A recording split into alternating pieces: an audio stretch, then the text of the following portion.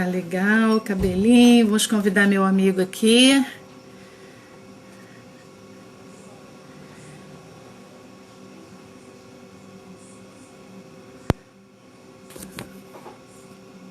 Oi, Ju. Oi, Jerusa. Vitor.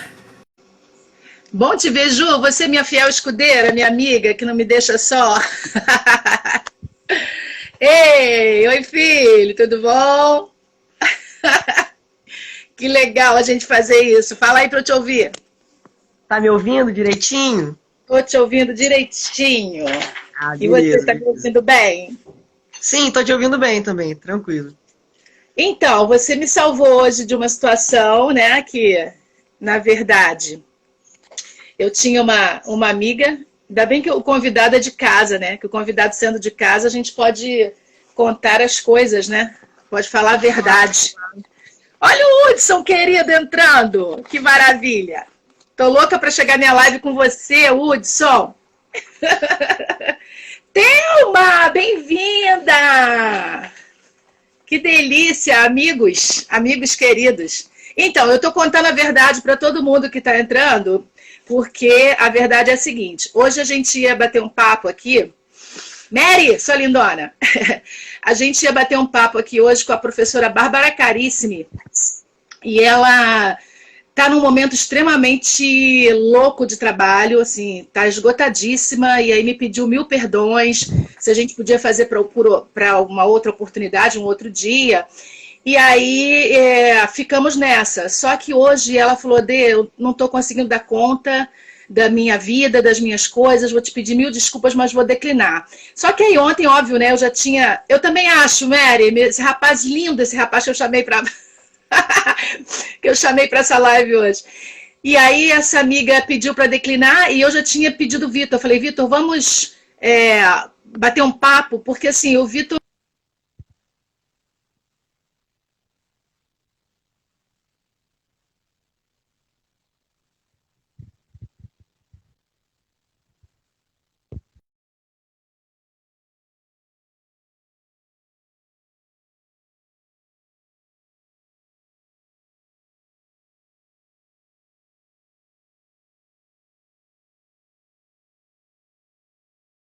Será que está travado para o pessoal? Dá um norte aí para mim. Voltou? Voltou agora, você tava falando que... Então, eu tava falando que eu tenho um baita orgulho Tava de falando você, outra né? coisa. Então, porque assim, nós dois gostamos muito de ler, nós dois gostamos muito de estudar, e isso me encanta muito nele. Ele sempre busca isso na vida, assim, a estante dele já não cabe mais, a gente já vai ter que fazer uma outra obra aqui para colocar a quantidade de livros. E ele tem dado dicas para os amigos sobre leitura. E além disso, só para contextualizar, Tiago da Neise, que legal. Ah, não, Neise, usando o Instagram do Tiago, bem-vinda, querida. Então, além disso, eu tenho o orgulho também de falar que ele foi selecionado entre 300 e tantas pessoas, né, num site, foi selecionado para publicar um livro. Ele mandou o livro dele, né, ele mandou o livro de poesias dele e ele foi selecionado. E óbvio que eu fiquei super feliz, né? O lançamento vai ser esse ano ainda, se Deus quiser. Até o final do ano a gente vai conseguir resolver esse problema aí de pandemia, se Deus quiser.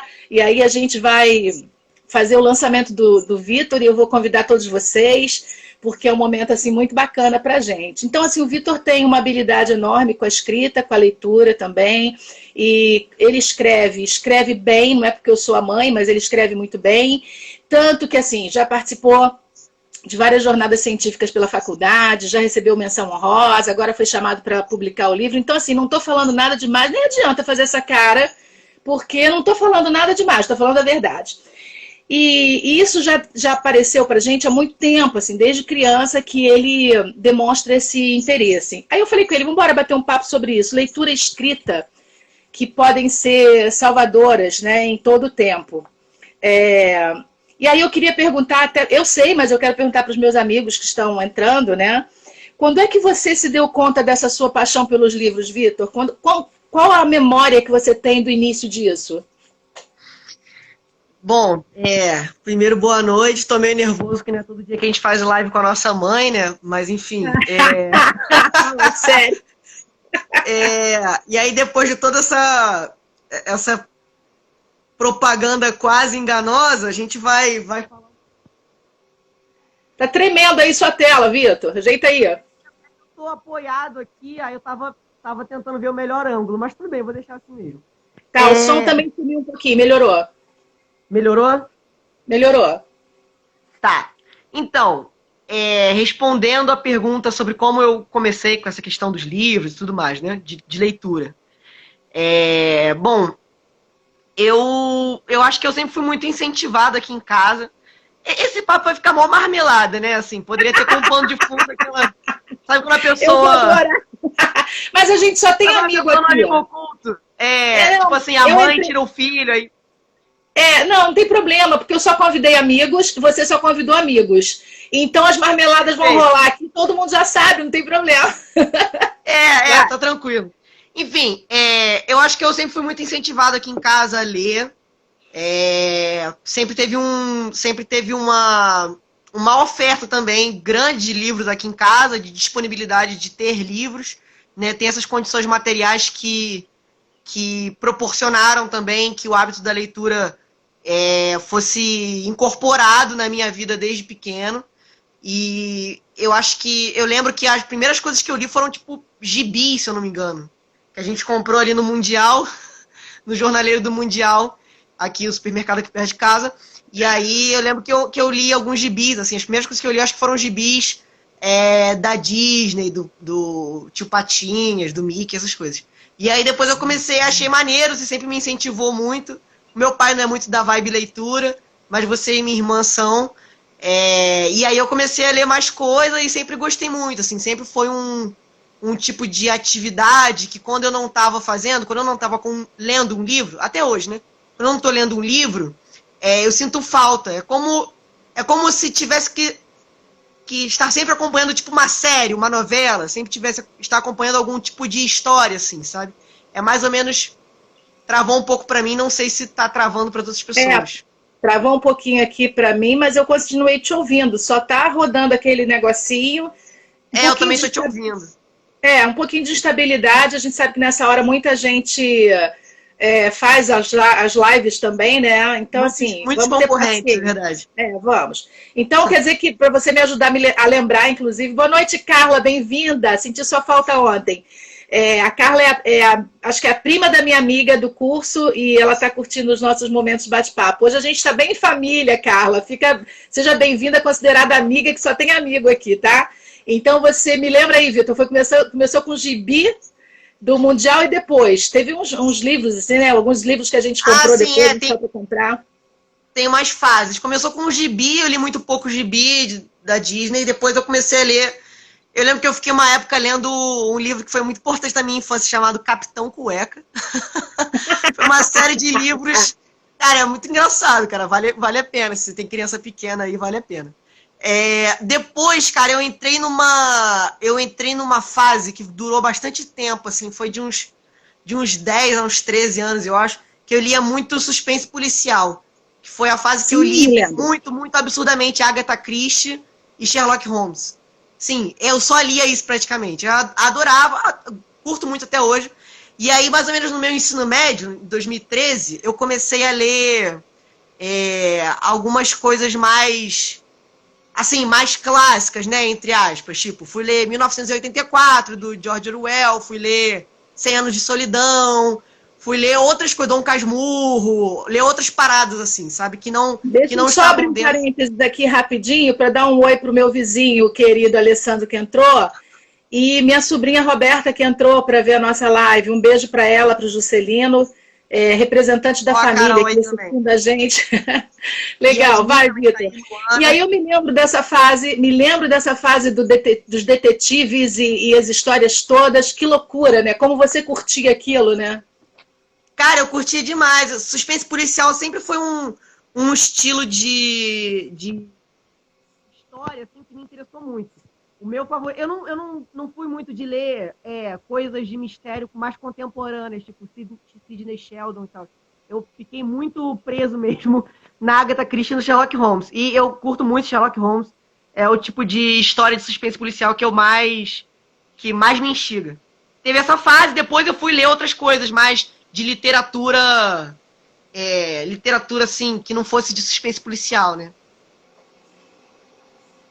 Legal. Bom, e aí começou Oi, Cris, que legal! Viu? Só tem amigo aqui, uma delícia. Que o Vitor falou que ia ficar uma marmelada essa nossa live hoje, mas tá uma delícia, já tô curtindo. E aí, Vitor, depois... eu preciso comentar uma coisa, Vitor. Eu preciso só, sua lindona. Eu preciso contar, já que só tem amigo aqui, eu preciso contar que eu comprei um livro para você chamado A História do Cocô. É verdade, é verdade. É verdade, eu era pequeno, era ótimo esse livro, cara, era ótimo. E eu mesma li o livro, me encantei com o livro. Fica a dica para quem tem criança, sobrinho, procura aí, eu não sei o nome do livro. Eu não sei editora, eu não sei nome do autor. Eu só me lembro que era sobre a história do cocô. E assim, uma história interessante pra caramba. Não sei se é Bia Bedran, Carolina, não sei. Eu sei que contava o que os animais faziam, né? Com as fezes, e assim, o Vitor gostava de ler tudo, lia todos os do Capitão Cueca, de tudo, então a gente saía comprando o que a gente achava interessante. Bom, só um adendo pra gente... Rapidinho, o nome do livro exatamente era... Tá abafado o som. Oi? Tá abafado o som. Abafado? Agora. Melhorou? Melhorou. O nome do livro era Cocô, a história daquilo que ninguém comenta. Ai, meu Deus, que memória. A história ótimo, daquilo que ninguém comenta. É isso que me instiga. Falou que ninguém comenta, eu já tô querendo entrar dentro. Não, é um nome ótimo de livro. Legal. Então, Vitor, aí depois disso, você começou, acho que uns 9 anos, você já começou a escrever. E aí, Tia Alice, queridona, você começou a escrever mais ou menos com 9 anos, eu acho, 8 para 9 anos. E logo de cara já ganhou o concurso de poesia lá do Santa Mônica, que você estudava lá na Taquara, não foi? Foi. Eu comecei a escrever com 8, 9 anos de idade, por aí. Eu comecei a escrever já poesia mesmo, assim. Que acontece? Eu tinha me apaixonado por uma criança, por uma outra criança, por uma menina que, enfim, era mais ou menos próxima daqui, e aí, cara, eu não sei, era muito esquisito, assim, era uma experiência muito esquisita, porque eu ficava muito nervoso, né, eu era uma criança, brincava com várias outras crianças aqui no prédio, e aí com nenhuma outra criança eu sentia aquele nervosismo, aquela tensão e tal, com essa pessoa eu sentia. E aí aquilo ali era muito difícil de elaborar naquela idade, né? Hoje, retrospectivamente, com esse privilégio da distância, é fácil conseguir identificar um pouco o que passava na minha cabeça naquela época, o que eu estava sentindo. Mas na época era impossível, era muito difícil. E eu acho que meio que para sei lá, elaborar um pouco isso, eu comecei a escrever. E aí sim, tinha esse incentivo da escola, né? O colégio que eu fui aluno durante muito tempo, tinha esse incentivo, assim, na produção, a gente lia algumas coisas de poesia, a gente tentava escrever. E eu achava maneiro, nesses momentos, se esses momentos para alguns amigos meus eram insuportáveis, para mim eram maneiros, assim, eu achava legal, tinha uma afeição ali pela tentativa da criação mesmo, entendeu? E aí foi ali que eu comecei. Foi ali que você descobriu que você é muito romântico também? Porque eu sei que você é romântico, vou entregar logo. Esse aí fica pros bastidores da live, né? Né? E aí, se eu falar que essa poesia existe, o pessoal vai querer depois ler a poesia, né? Tem como? Não, então, eu não tenho uma recordação da primeira coisa que eu escrevi. Eu não me lembro, assim, do momento que eu escrevi. A poesia sobre a menina que você se apaixonou. Tem isso? Tem, claro que tem, dos cabelos encaracolados, dos cachos, não sei o que, os caracóis. Não é essa, não. Não foi dela, não. Tá mandando informação errada aqui? Pois é, que absurdo, né? Falta de conhecimento. Pois é. Não, mas eu não lembro da primeira.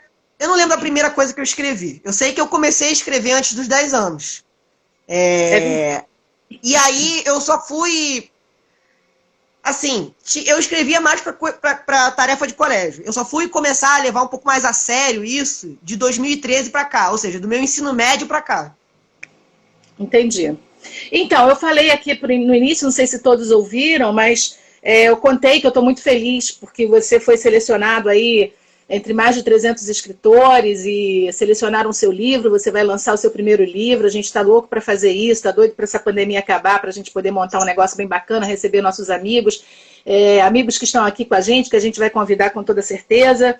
E assim, é um livro de poesias com memórias muito bonitas suas da sua infância. Como é que está sendo essa tua primeira experiência, seu primeiro livro antes de completar 22 anos? Então, bom, vou pegar o gancho do que eu respondi na última pergunta. Eu comecei a levar mais a sério essa questão da escrita em 2013. Por quê? Porque em 2012, mais ou menos, 2011, eu conheci um amigo que se chama Arthur, que inclusive tem trabalho aí também de música e tal. E aí a gente começou a conversar muito sobre poesia e tal, ele já escrevia. E ele já era mais maceteado nesse meio, assim, sabe? Porque ele já tinha uma certa leitura de alguns autores. E eu só escrevia, assim, sei lá, sem nenhum tipo de contato com poesia mesmo, sabe? Eu escrevia porque tinha vontade de escrever, achava legal rimar, não sei o quê, e escrevia assim. Aí depois que eu comecei a ler outros poetas que ele me apresentou, tipo, lê fulano, lê tal pessoa, eu comecei a achar muito legal, assim. O primeiro livro que me impactou muito nesse âmbito da poesia foi um livro organizado pela Companhia das Letras, que reuniu poesias do Paulo Leminski. É um livro de capa laranja e tal, fez sucesso aí durante um tempo. E é um livro que me impactou muito, porque quando eu li, eu falei, caramba, existem formas... Esse, exatamente. Muito bom. Não sabia que você tinha também esse livro, nossa, que interessante. Enfim, e aí me impactou muito, porque ali eu descobri que existiam formas diferentes de colocar no papel conteúdos diferentes, assim. Você, através da organização das palavras, conseguia transmitir mensagens diferentes. Então eu achei maneiro, assim, ter esse momento de conceber primeiro o que eu ia escrever, ao invés de sair escrevendo, de pensar primeiro qual forma eu queria, se era com letra maiúscula, se era com letra minúscula, coisas assim, um pouco mais técnicas do formato mesmo. Eu falei, caramba, que interessante, esse cara aqui escreve de vários jeitos diferentes, em vários momentos da vida dele. Vou tentar imitar, vou tentar fazer isso também. E aí também comecei a ter mais interesse em ler poesia, né? Antes eu só lia literatura. E aí fui à procura de outros escritos, outros poetas. E aí achei muito bacana, aquilo começou a informar cada vez mais o meu jeito de escrever. Porque eu conhecia um cara que escrevia de um jeito X, achava muito maneiro o jeito X, e falava, caramba, vou tentar imitar esse jeito X. Aí depois eu conhecia um outro autor que escrevia de um jeito Y, eu falava, caramba, vou tentar escrever desse jeito Y. E aí aquilo foi ter contato com esse livro como se tivesse clicado na minha cabeça um processo de criação, uma vontade permanente de tentar criar, tentar escrever de formas diferentes, entendeu? Aquilo ali foi realmente um marco, porque como se tivesse ativado o setor de criação da minha cabeça. Então esse teu livro, Toda a Poesia, do Paulo Leminski, foi o teu ponto de marcação, tipo assim, a partir dali você começou a olhar para a poesia de uma outra maneira. A partir dali eu comecei a olhar de outra maneira e comecei a tentar escrever também, não só para tarefas de colégio, assim, foi tentar escrever porque eu achava legal, porque tinha vontade de escrever.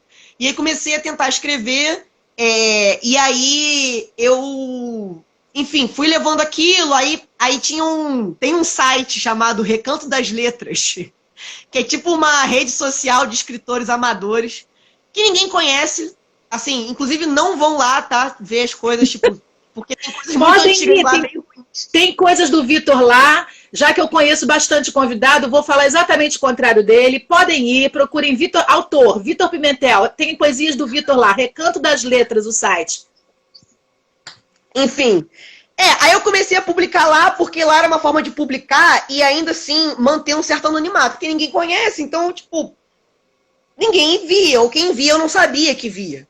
Então, comecei a colocar algumas coisas lá, continuei trocando ideia com gente que escrevia também poesia, assim, mais ou menos da minha idade. E aí comecei, escrevi, enfim, tinha uma questão de inibição muito forte também, eu não mostrava para quase ninguém. E era uma questão, assim, uma produção mais para mim mesmo, para ver o que eu escrevia, o que eu conseguia escrever, de quais formas eu conseguia escrever, mais do que para expor. E aí, enfim, passou um tempo, quando eu entrei na faculdade eu fiquei muito tempo sem escrever, porque também tem uma questão de cobrança muito forte que eu tenho sobre mim, sobre a qualidade do que eu escrevo. Tem uma questão também de desconfiança da qualidade das coisas que eu escrevo, enfim. Várias coisas que daria para fazer milhões de lives aqui. E aí, no ano passado, eu comecei a acompanhar essa editora, que é a editora Urutau, que é uma editora muito bacana, tem um trabalho de divulgação de escritores bem interessante. Divulga muita gente, assim, que se não fosse pelo apoio deles, talvez não tivesse espaço hoje no mercado editorial para lançar os seus escritos e tal. Eles incentivam também bastante. Você não precisa ter nenhum tipo de formação técnica, sabe? Tipo, você manda o material para eles, enfim. Eles abriram uma chamada no ano passado para a gente mandar originais, mandar livros mesmo para eles avaliarem e começarem, enfim, selecionarem, depois começarem o processo editorial. E aí eu já estava começando a refletir um pouco sobre... Eu peguei, assim, fiz um compilado das coisas que eu escrevi de 2013 para cá, e aí algumas coisas eu perdi, infelizmente, mas enfim, fiz um compilado, peguei as coisas que eu achei mais interessantes, guardei numa pasta no Drive, e comecei a perceber que havia um certo eixo temático que percorria, assim, as poesias, ainda que elas falassem de coisas bastante diferentes, de formas diferentes, havia um eixo temático ali, sabe? Tinha uma coisa que atravessava. E para mim, o que atravessava aquilo era exatamente o universo da infância. Que enfim, eu estava refletindo sobre isso também, muito, muito por conta da minha análise. Faço análise já há algum tempo, então, por conta da minha análise, eu já estava com algumas elaborações sobre o universo da infância e percebi que aquilo ali estava aparecendo bastante na minha escrita. Não só no que diz respeito ao conteúdo, né, de falar sobre infância, mas no que diz respeito à forma. Eu acho que começou a aparecer ali na elaboração dos textos um raciocínio que tentava se aproximar, um tipo de pensamento que tentava se aproximar do que seria possivelmente um pensamento de uma criança, sabe? Do que seria a forma que uma criança poderia olhar para o mundo.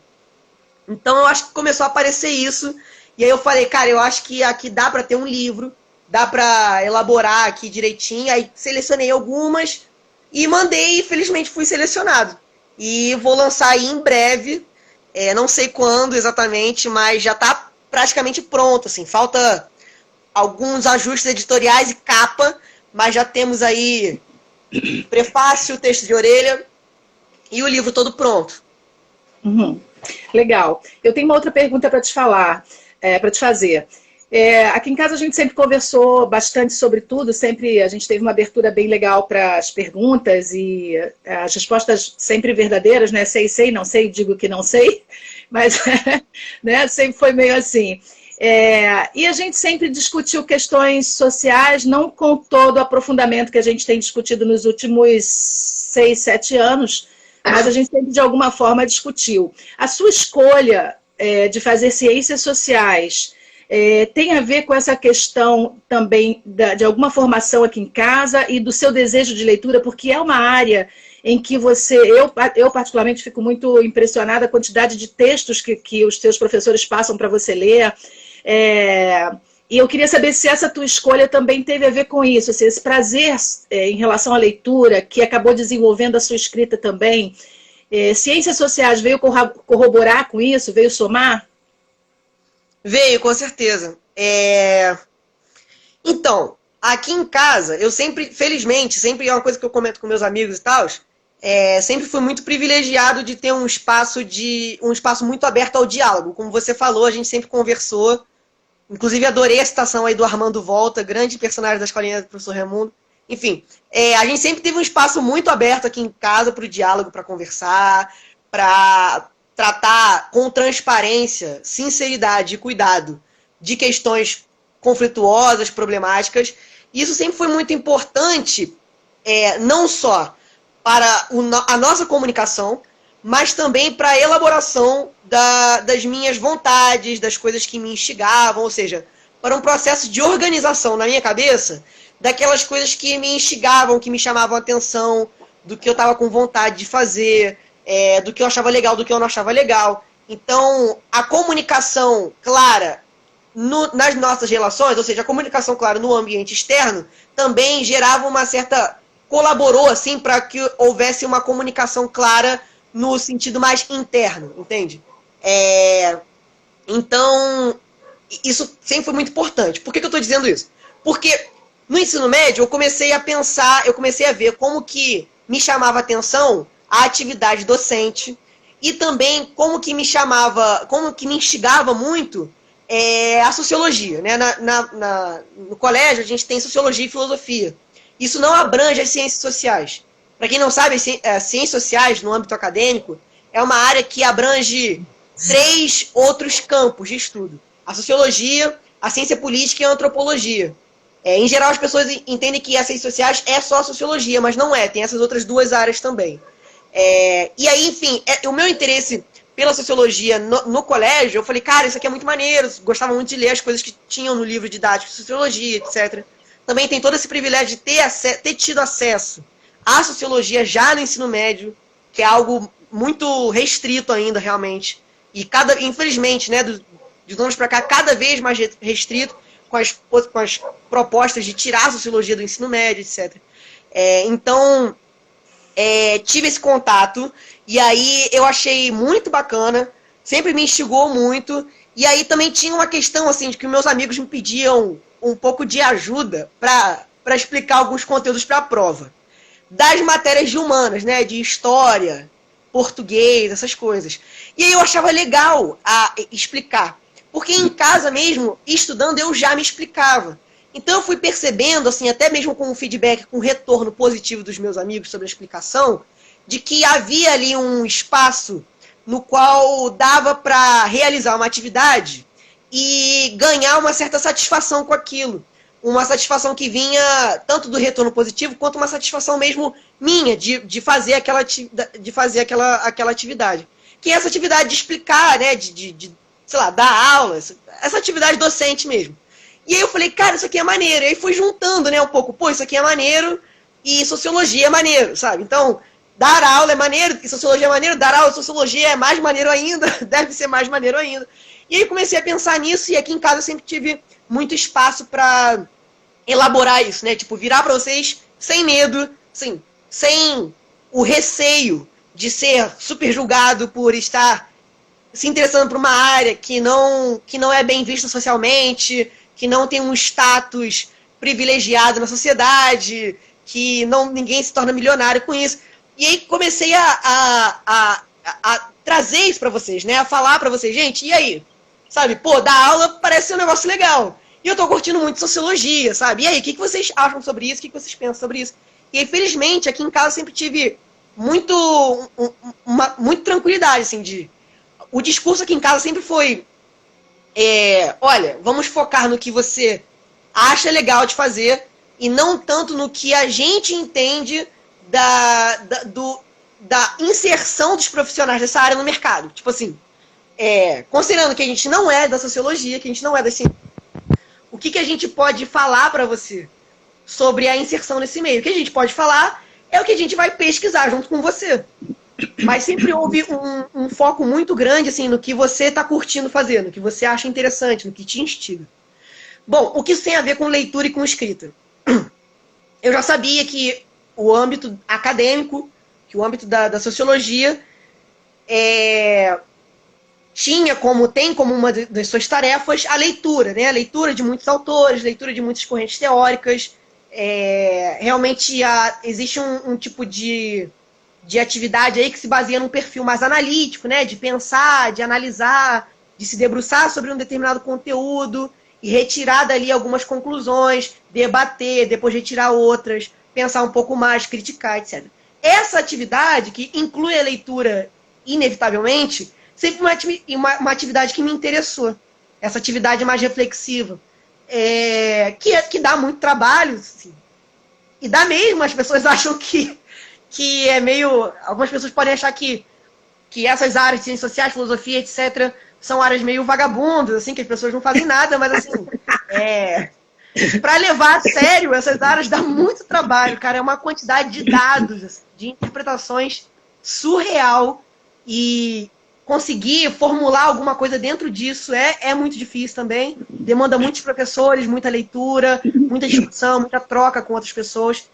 E, bom, tendo paixão pela leitura e uma certa facilidade com a escrita, eu falei, cara, eu acho que isso é mais um fator que indica que a área das ciências sociais pode ser interessante para mim. Muito legal.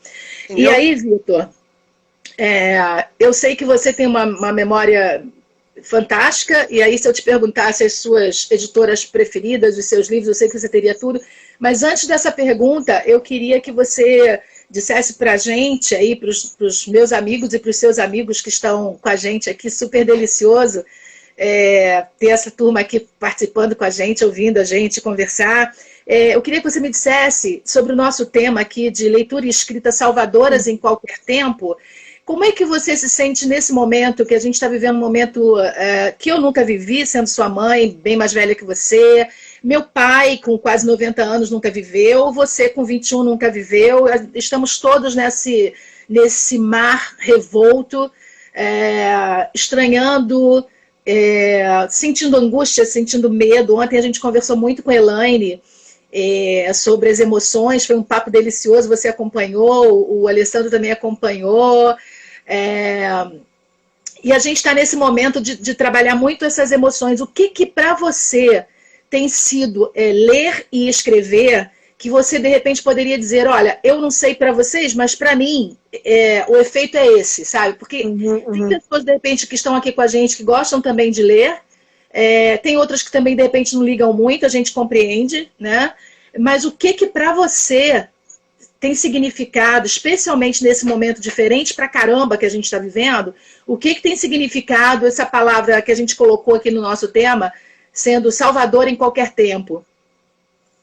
Beleza. Antes disso, vou só responder rapidamente a pergunta do Alessandro, que falou assim, a neurociência está junto com o seu curso? Show.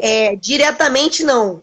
Diretamente não está junto do meu curso. Assim, a gente não estuda neurociência na Faculdade de Ciências Sociais. No entanto, no campo de pesquisa das ciências sociais, existe vários autores que se debruçam sobre a neurociência, ou principalmente sobre a produção de conhecimento vinda das ciências biológicas.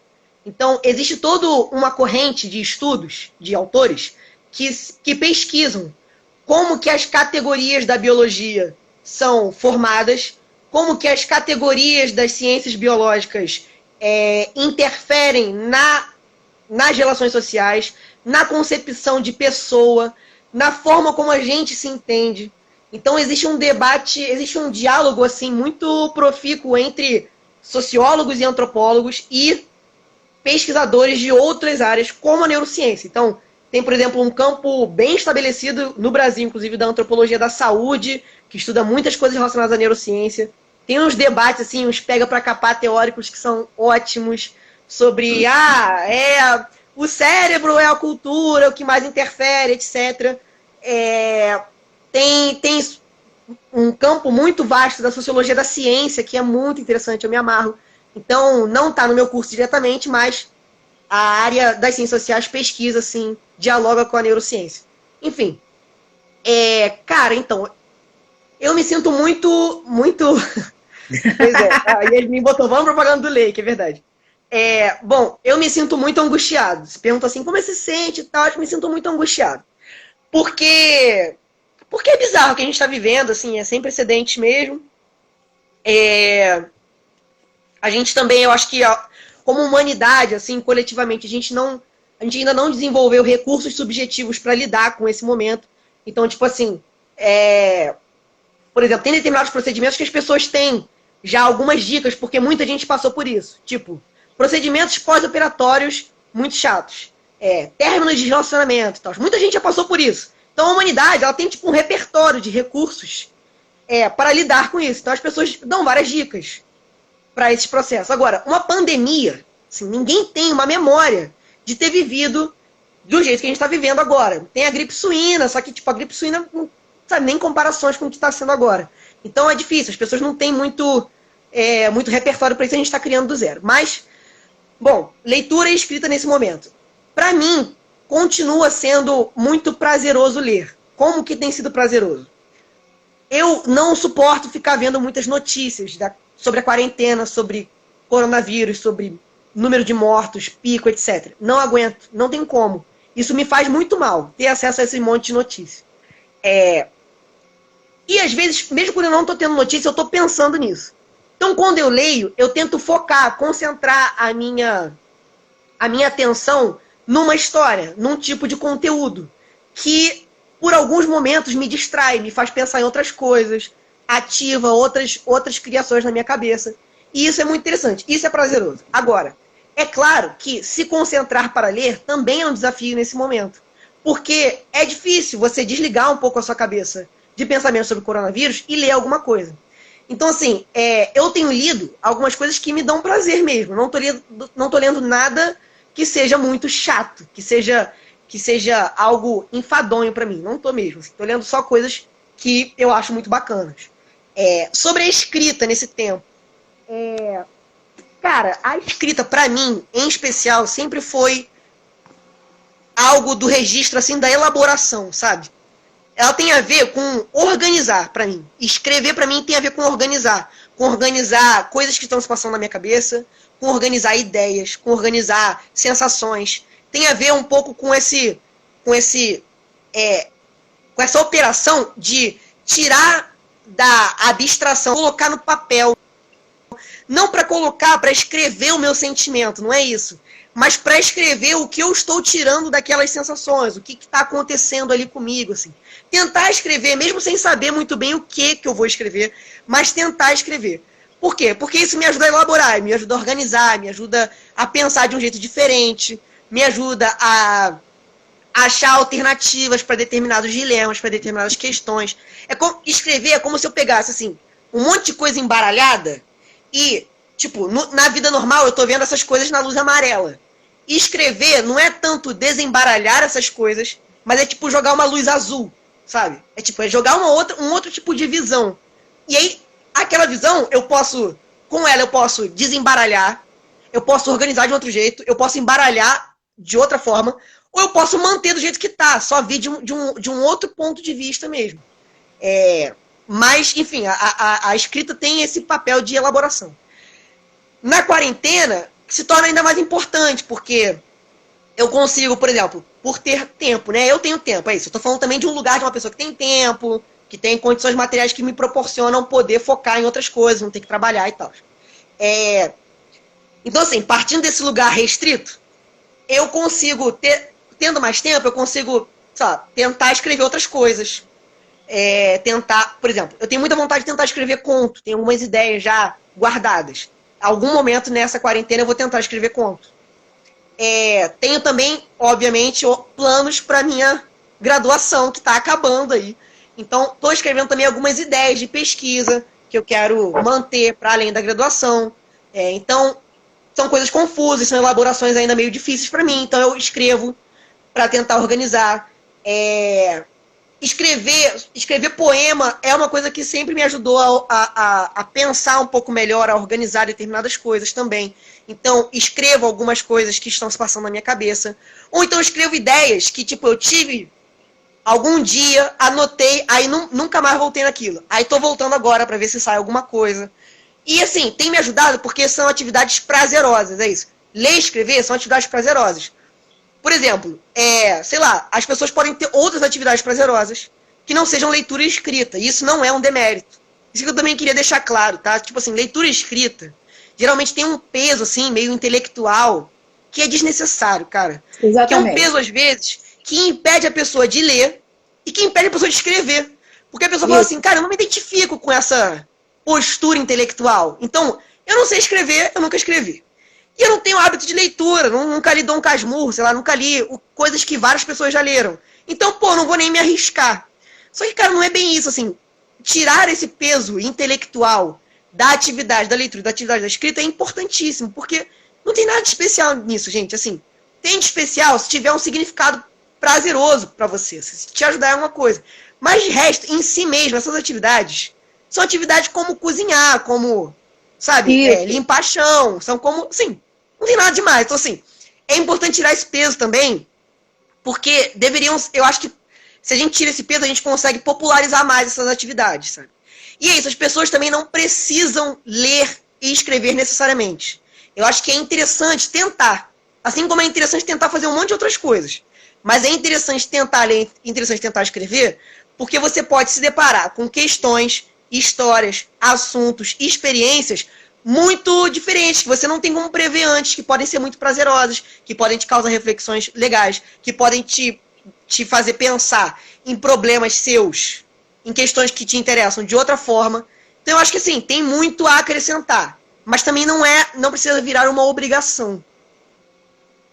Para ser prazeroso, a gente tem que gostar de fazer, né? Agora, acontece também muitas vezes da gente começar uma atividade que a gente nunca começou, nunca fez, e aquilo começar a se apresentar prazeroso para a gente. Então, eu acredito também que, dependendo do que a gente escolha ler, isso pode provocar mais ou menos prazer nessa leitura, né? Então, é óbvio que tem pessoas que já gostam disso naturalmente, outras não, mas para quem gosta, a leitura traz esse prazer. E para quem não gosta, por N razões, não foi incentivado, não se habituou, enfim, pode-se começar com alguma coisa que seja mais atraente na leitura, para a partir daquilo ali começar de alguma forma, né? Eu estou falando isso porque quando a gente conversa com o Beto sobre a questão da leitura, ele fala que ele é traumatizado desde a infância por causa dos livros ruins que deram para ele ler quando ele era criança, né, na escola. E assim, era criança, a gente adulto pode fazer escolhas, a gente pode ter outras opções, né? Então assim, a hora passa muito rápido, hoje com você ainda, né? Mas eu queria só dar uma ajeitada aqui para a turma que está aqui, que não pegou o início, que a gente está fazendo esse papo. Na verdade, eu preciso deixar isso sempre claro, você me salvou hoje de fazer uma live sozinha, né?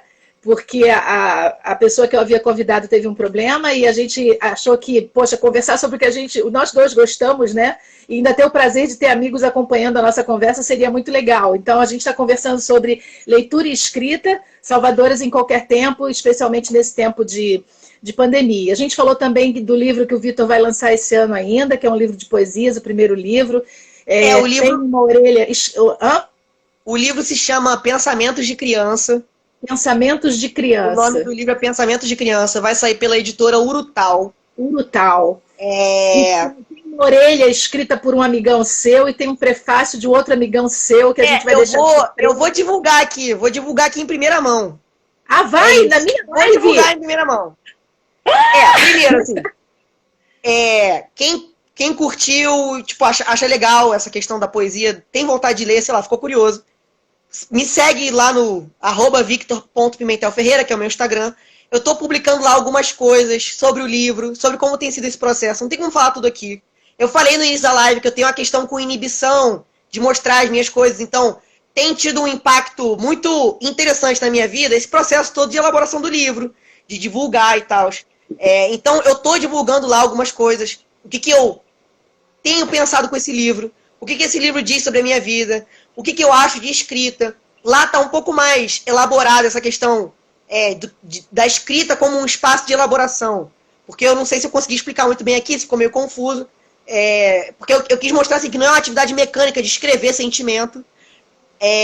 Mas é algo que ainda assim, mesmo não sendo tão mecânico, mesmo não sendo tão sistemático, etc., ainda tem um potencial de organização para mim muito interessante. E lá eu estou falando um pouco, é um livro que se chama Pensamentos de Criança. Como eu já falei, o universo da infância atravessa o livro. O texto de orelha é um texto de um amigão meu, chamado Arthur Henrique Martins, tem um trabalho muito maneiro também de música. Eu super aconselho o pessoal a seguir, o Instagram dele é @souarthurmartins, uma parada assim. É Arthur com um TH, tá? E o texto de prefácio é de um amigo meu muito querido, inspiração para mim. O texto de prefácio vai ser do Henrique Vieira, pastor da Igreja Batista do Caminho, militante dos direitos humanos, enfim, muita coisa. Esse cara é muita coisa. E E é isso, vai sair em breve, não sei muito bem quando, mas o trabalho de editoração está rolando. Isso não parou durante a quarentena, a gente está fazendo os ajustes e tal. Alguma hora vai sair. E é isso, foi mal. Eu te interrompi, mas... Não, tá tranquilo. Uma outra coisa. Posso só falar uma outra coisa rapidinho? Porque eu sei que eu falo muito, eu tô com medo do tempo. Mas eu participei recentemente de um projeto que agora eu tô ajudando a produzir, que é um projeto que se chama O Amanhã no Agora. É um podcast. Tem em várias plataformas. Tem no Spotify, no Deezer, em várias plataformas de áudio. É um projeto que é organizado por esse amigo, o Arthur, por um outro amigo também, o Lucas. E é um podcast que fala de assuntos muito bacanas, assim. O primeiro episódio é sobre amizade nos tempos da quarentena, o segundo é sobre autoestima do homem negro, e o terceiro, que foi o que eu participei, é sobre escrita. E ele está dividido em duas partes. A gente já lançou a primeira parte, eu participei com uma outra amiga minha chamada Beatriz Veloso. Cara, tá super legal, tá muito maneiro. Lá eu falei um pouco mais sobre escrita. E é isso, procure lá, podcast O Amanhã no Agora. É muito legal. Tem no Instagram também a página aqui. Show, Vitor. Diz pra gente, eu vou te dizer, a gente já passou de 45 minutos, muito rapidinho. Eu já sabia que ia ser assim, porque eu conheço bem meu convidado, né? Eu já sabia. Dizer pra você que a mãe tá super contente desse bate-papo. Tô querendo marcar um com a Bia sobre um tema que hoje ela domina pra caramba também, que é essa parte de maternidade, de nascimento de criança, né? De parto normal, cesárea, essas coisas que a gente sabe que ela deu a vida nesses últimos 2 anos para conhecer tudo, e a gente está com esse presente lindo que é o Francisco, e eu tô querendo marcar com ela, tem que só ver como é que a gente faz para segurar o Francisco durante 1 hora de live, né? Mas é um prazer, eu tenho um prazer muito grande de conversar com vocês, de estar com vocês. Eu queria que você desse umas dicas aí de livros pra gente, pelo menos aí mais uns 3 minutinhos, porque a gente tem uma surpresa agora no final para quem tá nos vendo e ouvindo hoje, né? Tem uma surpresinha que eu nem conto o que é daqui a pouco. Mas dá umas dicas aí pra gente de livros que você curtiu muito ler. Dá uma pincelada. Beleza. Eu vou dar 3 dicas de livros de 3 categorias diferentes. A gente falou aqui bastante de poesia, literatura, e a gente também tocou em assuntos sobre faculdade. Então eu vou dar dicas desses três universos. De poesia, eu indico muito esse livro aqui. Calma aí.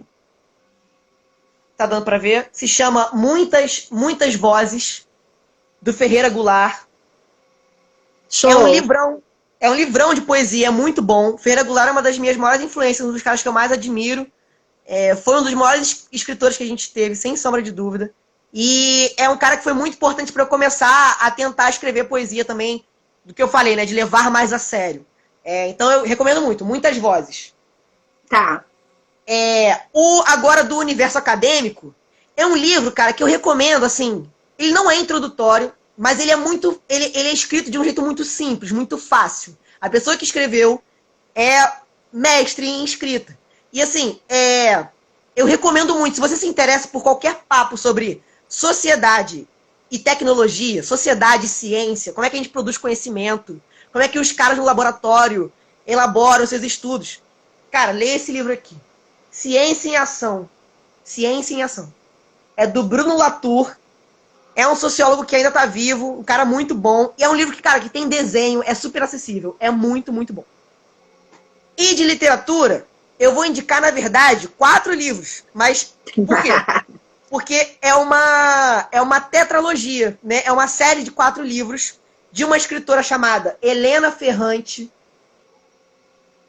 E é uma história, é uma grande novela que conta a história de uma amizade entre 2 mulheres. E aí você acompanha cada fase da vida delas. O primeiro livro é a infância até a adolescência, o segundo é adolescência e juventude, o terceiro é juventude, fase adulta, e o quarto é a fase já delas idosas, né? Esse aqui é o segundo livro. Mas o primeiro se chama Amiga Genial. Amiga Genial, da Helena Ferrante. Bacana. É lindo. É muito bom. Muito bacana.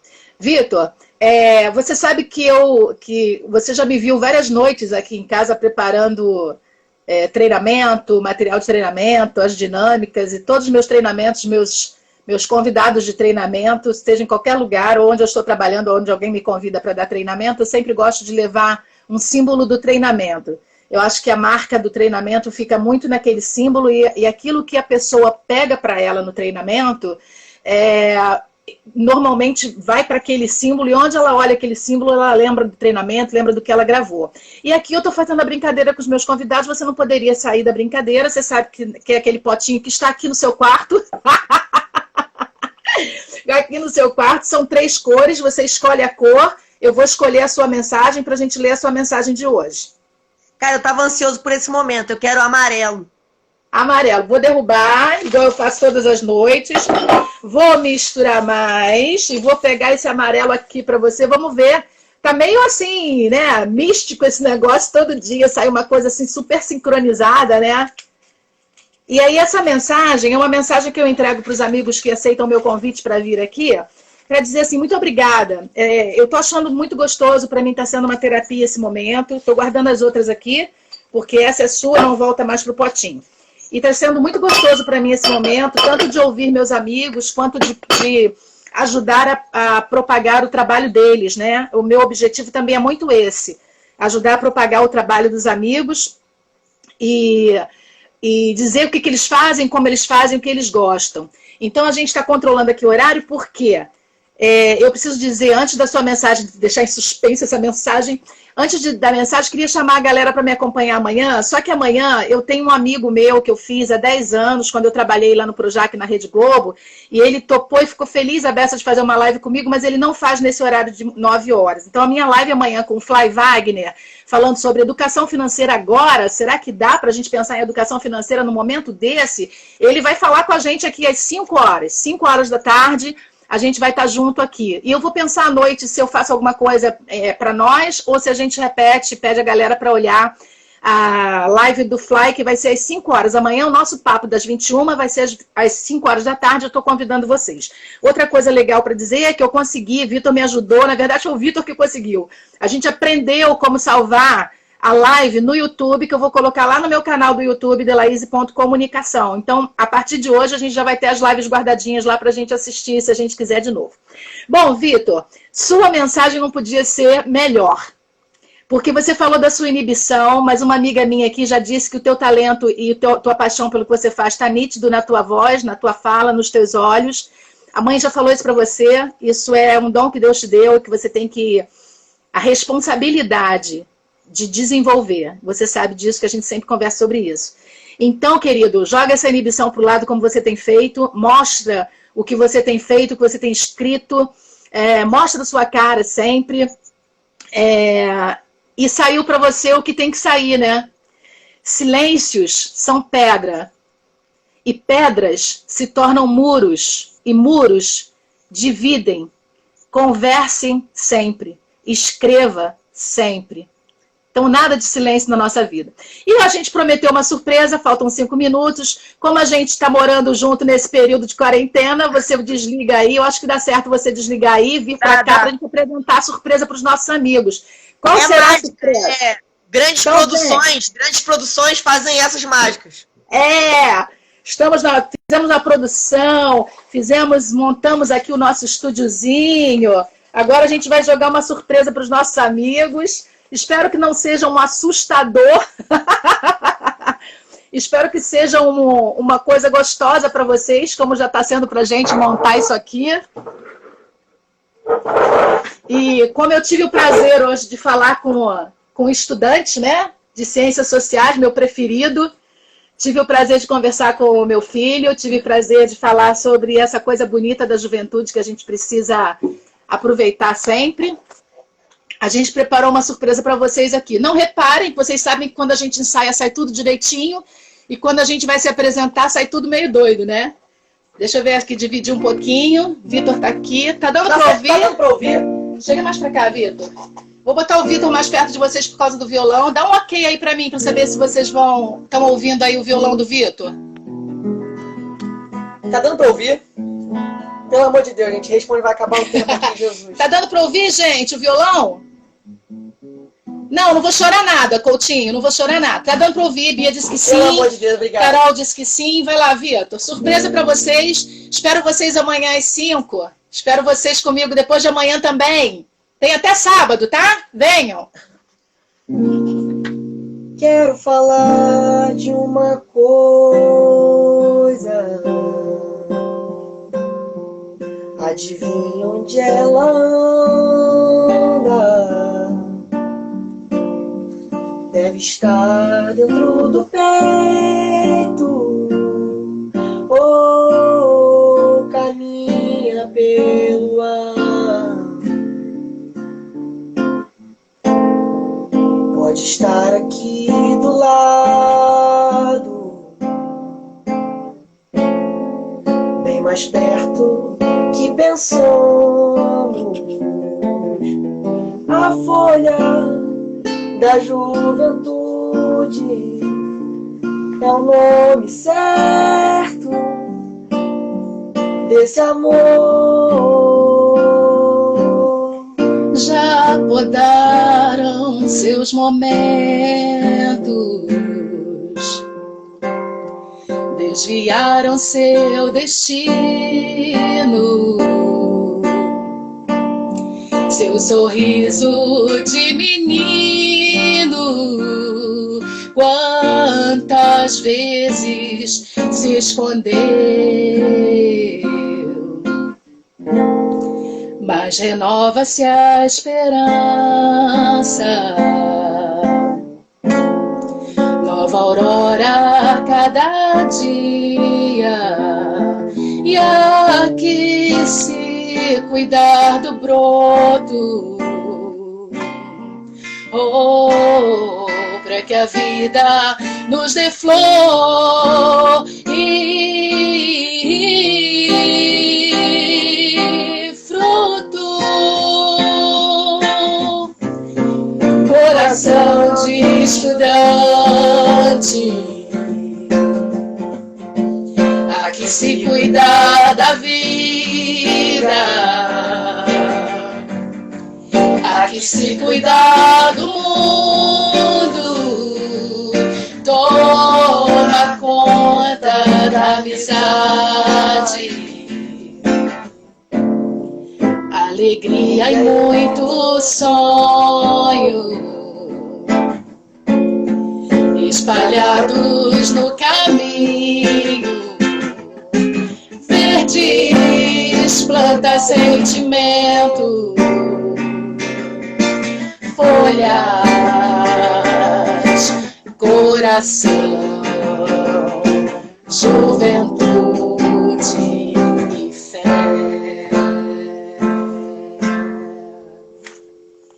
Valeu, filho, obrigada.